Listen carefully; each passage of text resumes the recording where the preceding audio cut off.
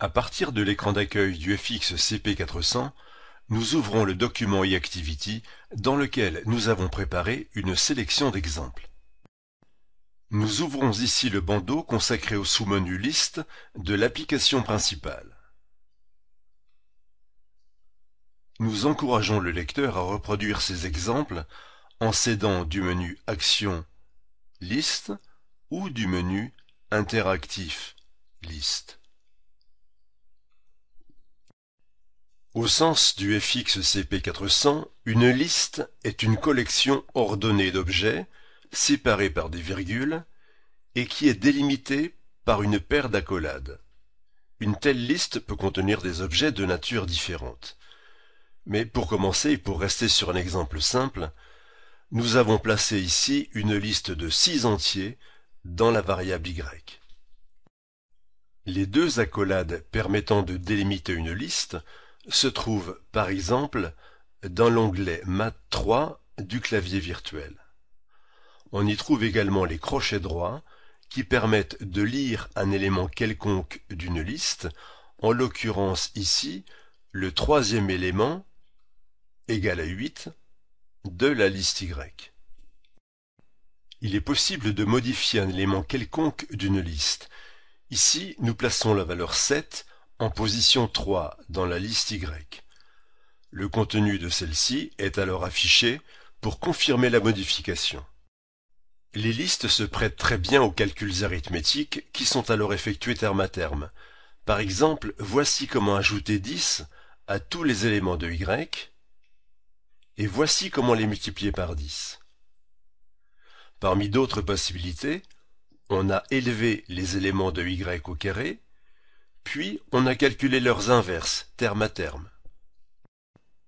Toutes les fonctions mathématiques du FX CP400 sont listables, ce qui signifie qu'on peut les appliquer à des listes et qu'elles renvoient alors la liste des résultats.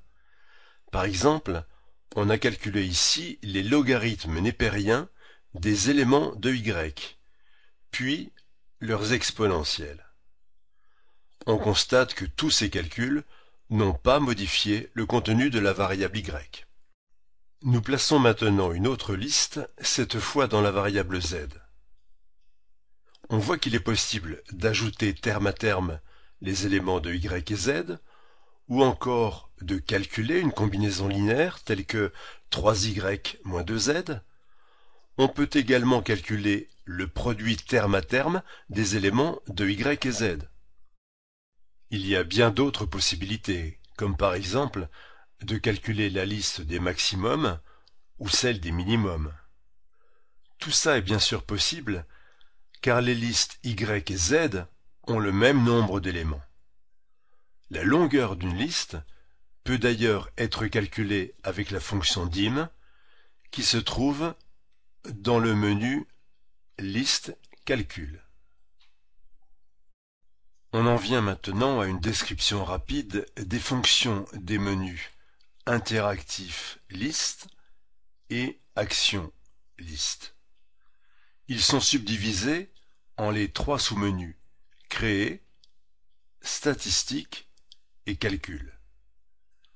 On va commencer par le premier d'entre eux, Créer, dont le rôle est de fournir des outils pour créer et modifier des listes. La fonction sec permet de créer des séquences ou listes dont le terme général répond à une formule donnée.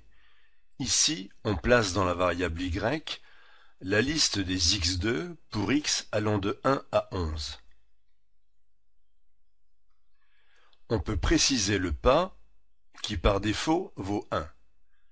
Avec cette modification, on calcule donc la liste des carrés des entiers impairs de x égale 1 à x égale 11. Avec la fonction augmente, on peut créer une liste par concaténation de deux listes existantes. On ajoute donc ici la liste formée des deux entiers 10, 20 à la liste contenue dans la variable y, sans modifier d'ailleurs le contenu de y. La fonction fill permet de former une liste constante. On place ici dans la variable z une liste de longueur 6 formée d'entiers tous égaux à 10. Avec list2mat, on transforme une liste en matrice colonne.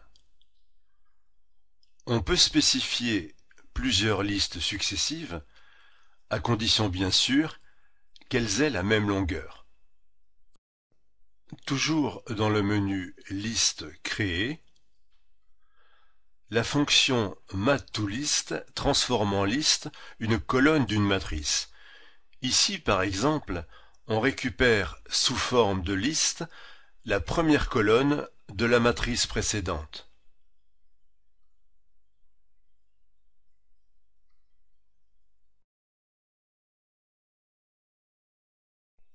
Nous continuons notre exploration du menu Liste créée avec un exemple de chacune des fonctions de sublist à sorte D. On commence par placer dans Y une liste particulière de longueur 7. L'instruction sublist permet d'extraire une sous-liste de Y. Ici, de la position 3 à la position 6. Puis on extrait tous les éléments à partir de la position 3. On rappelle le contenu de la liste Y avant de décaler cette liste de 3 positions vers la gauche, puis d'une position vers la droite. Ces décalages s'accompagnent de l'apparition d'éléments indéfinis. On effectue ensuite une rotation de Y de 2 positions vers la gauche, puis d'une position vers la droite. Les deux instructions suivantes renvoient la liste Y triée dans l'ordre ascendant, puis triée dans l'ordre descendant. On vérifie après cela que le contenu de la liste Y n'a pas été modifié.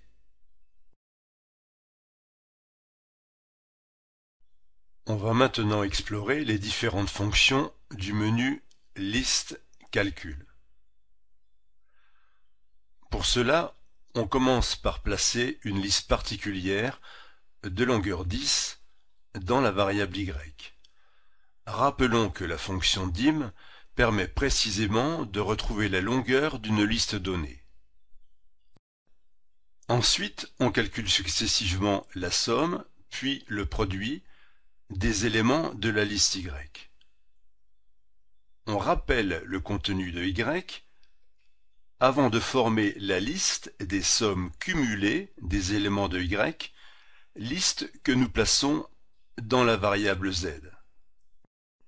La fonction deltaList prend en argument une liste, ici Z, et renvoie la liste des différences entre éléments successifs. Si on applique cette fonction à la variable Z, on retrouve donc la variable Y, à l'exception cependant du premier élément de Y. On peut d'ailleurs le vérifier en constatant que la différence entre Z d'une part et les éléments de Y à partir du deuxième d'autre part donne comme résultat une liste de coefficients nuls. On place maintenant une nouvelle liste dans la variable Y. La fonction %, calcule la valeur des éléments d'une liste exprimée en pourcentage de la somme totale. Par exemple, la valeur 156 dans la variable Y représente 52% du total de la somme de Y. La fonction polyéval interprète Y comme la liste des coefficients d'un polynôme, et elle renvoie ce polynôme exprimé en la variable x.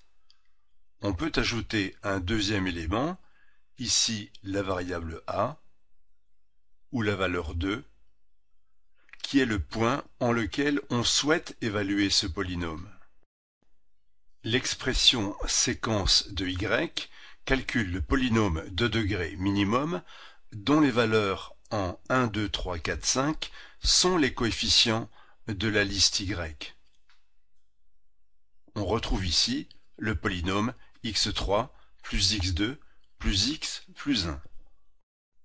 Si on indique deux listes, on trouve le polynôme interpolateur qui prend ici respectivement les valeurs 3, 0, 2 en les points 1, 2 et 5.